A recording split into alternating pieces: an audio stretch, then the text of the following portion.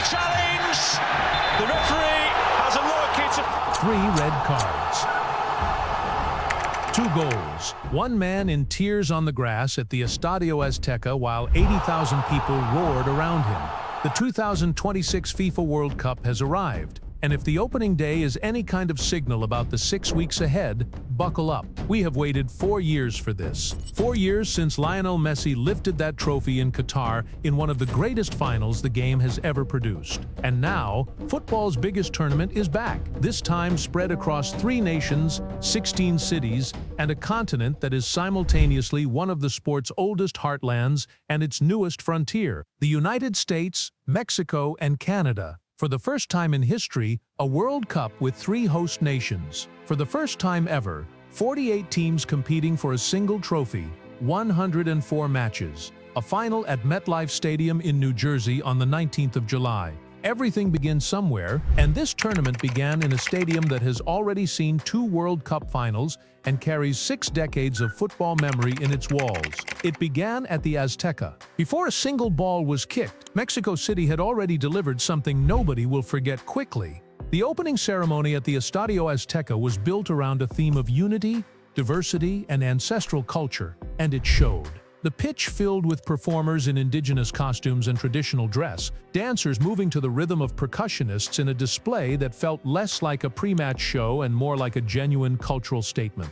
This is Mexico's 3rd time hosting the World Cup. They understand what this stage means. Then came the music. Mexican rock band Maná, Danny Ocean, Los Angeles Azules, J Balvin. The kind of lineup that kept the crowd in constant noise from the moment the ceremony started. But the stadium reached a different level entirely the moment Shakira walked onto the pitch. She performed Die Die, the official anthem of the 2026 World Cup, which she co-wrote with Nigerian superstar Burna Boy. The crowd at the Azteca, 80,000 people already buzzing with the knowledge that their team was about to play the first match of the tournament, erupted in a way that reminded everyone watching exactly why live sporting events are incomparable. Andrea Bocelli followed with the second tournament anthem, DNA, alongside singer EJ, his voice carrying across the vast bowl of the stadium in a moment that shifted the atmosphere from a concert into something that genuinely felt historic. World Cup ambassador Salma Hayek Pinault welcomed the world from the center of the pitch in Spanish, as 48 national flags paraded in a procession that made the scale of this expanded tournament suddenly very real. The Azteca has hosted the 1970 final, the 1986 final, and now the opening ceremony of the 2026 edition. No stadium on earth has a World Cup record like it. And then the game started. And it immediately gave us everything we could have possibly asked for. Mexico versus South Africa. Group A, a repeat of the 2010 World Cup opener, the match that launched the tournament on African soil 16 years ago, when Sifiwe Chabalala's opening goal, remains one of the most celebrated moments in the tournament's history. Then, the 2 teams drew 1-1. Then, South Africa became the first host nation in history to exit the World Cup in the group stage. Now, in a strange twist of football fate, it was Mexico's turn to host, and the home crowd needed something to believe in from the very first minute. They got it in the 9th. Julian Quinones capitalized on a costly mistake from South African midfielder Sfefalo Sithole, who gave the ball away cheaply in his own defensive third. Quinones needed no second invitation. The ball was in the net, and the Azteca ignited in a way that probably shook the foundations of the place. Mexico dominated from there. Quinones hit the post. Brian Gutierrez had chances. The home side were in control, and 1-0 felt comfortable without ever quite feeling secure. Then South Africa's day fell apart completely. But the biggest talking point of the day was not even one of the goals. It was what happened in the 49th minute, and then again in the 84th, and then again shortly after. By the time the final whistle blew, this game had produced more red cards than goals, and made history doing it. Sfefalo Sithole, already responsible for the mistake that led to Mexico's opener, then brought down Brian Gutierrez inside the penalty area when Gutierrez had broken clear on goal. Brazilian referee Wilton Sampaio did not hesitate. Straight red, South Africa down to 10 men. The VAR reviewed the decision and confirmed it, clear denial of a goal-scoring opportunity. Mexico doubled their lead in the 67th minute through Raúl Jiménez, who headed home from close range at the back post. A straightforward goal in terms of execution, but one loaded with enough emotional weight to fill an entire documentary on its own. We will come back to that in a moment. Then Themba Zwane, a South Africa substitute, was shown the second red card of the match after Sampaio went to the VAR monitor and judged that Zwane had struck Mexico winger Roberto Alvarado.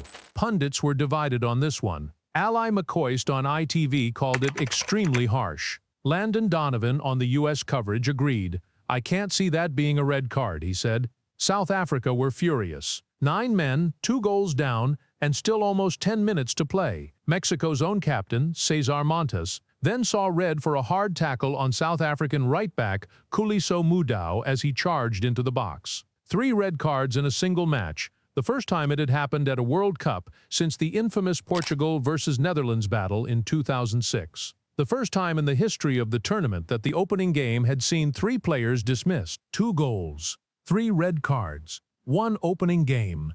Now, back to Raúl Jiménez. Because if you only take one image away from opening day, it should probably be this one. A 35-year-old striker playing at the Azteca in front of his own people in the tournament he had dreamed of since he was a child, falling to his knees on the grass and pointing both hands to the sky as tears ran down his face. In November 2020, Jiménez was playing for Wolverhampton Wanderers against Arsenal in the Premier League when he clashed heads with defender David Luiz in the first 5 minutes of the match. He was unconscious on the pitch. His teammates formed a circle around him as medical staff worked frantically. He was carried off on a stretcher and taken immediately to hospital, where surgeons discovered he had suffered a skull fracture and a brain bleed that required emergency surgery that same night. For a time, the conversation around Raúl Jiménez was not about football at all. It was about whether he would survive, whether the damage was permanent, whether any version of his career was still possible.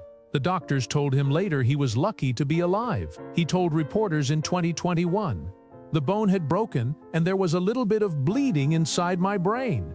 It was a miracle to be here." He spent 8 months in rehabilitation. He came back. He scored goals. He made the 2022 World Cup squad in Qatar, but played only as a substitute, and Mexico were eliminated in the group stage. The goal he had always wanted never came. Then, this year, he lost his father. So when that header went in at the Azteca, and Jiménez collapsed on the turf in tears, pointing upwards, it was not merely a World Cup goal. It was the culmination of 5 years of grief, recovery, surgery, doubt, loss, and sheer human persistence. His 46th goal for Mexico's national team, his first ever at a World Cup, and quite possibly the moment of the entire tournament. And if opening day taught us anything tactically, it's that one pre-tournament concern about South Africa has now become a confirmed crisis before their campaign has barely begun. Mexico were comfortable. Javier Aguirre's side pressed with energy in the first half and showed they can hurt opponents quickly through transitions.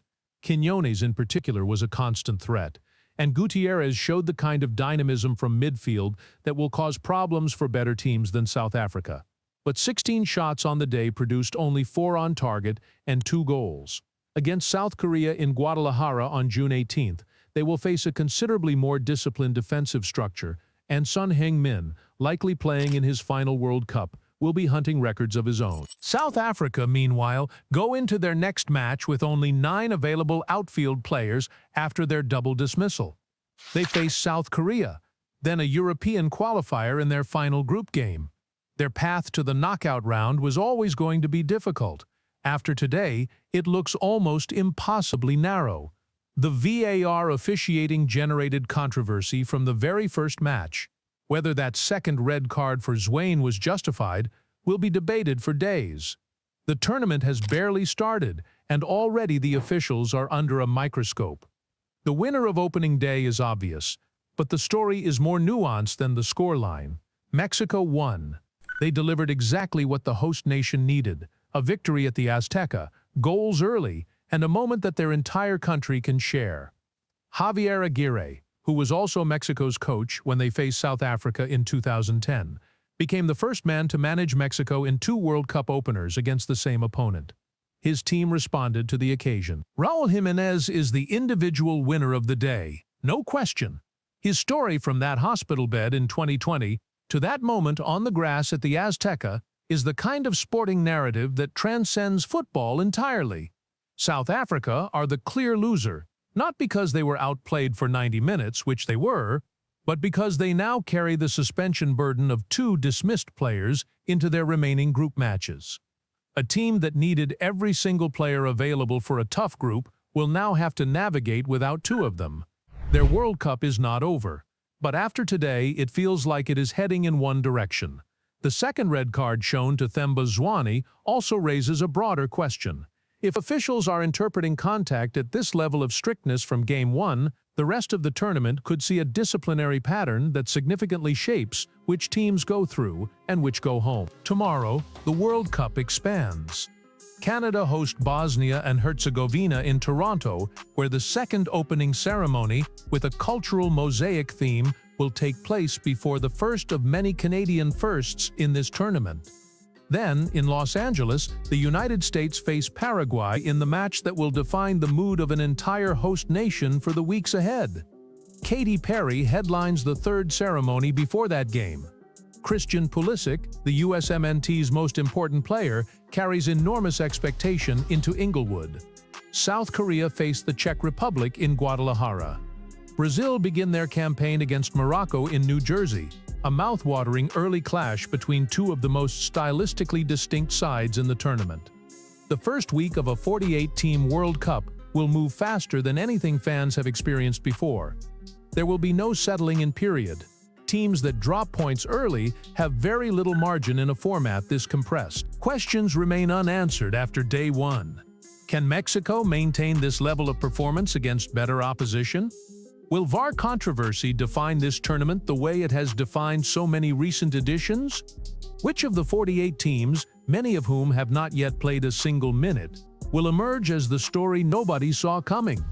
The World Cup has only just begun, but if opening day is any indication, we are in for an unforgettable tournament. 2 goals, 3 red cards, 80,000 fans at the greatest football stadium on earth, and a 35-year-old man on his knees at the Azteca, crying for a moment he nearly never reached. That is one game, 103 to go.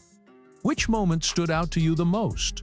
Let us know in the comments below, and don't miss our next video covering the USA and England's opening matches, because things are only going to get bigger from here.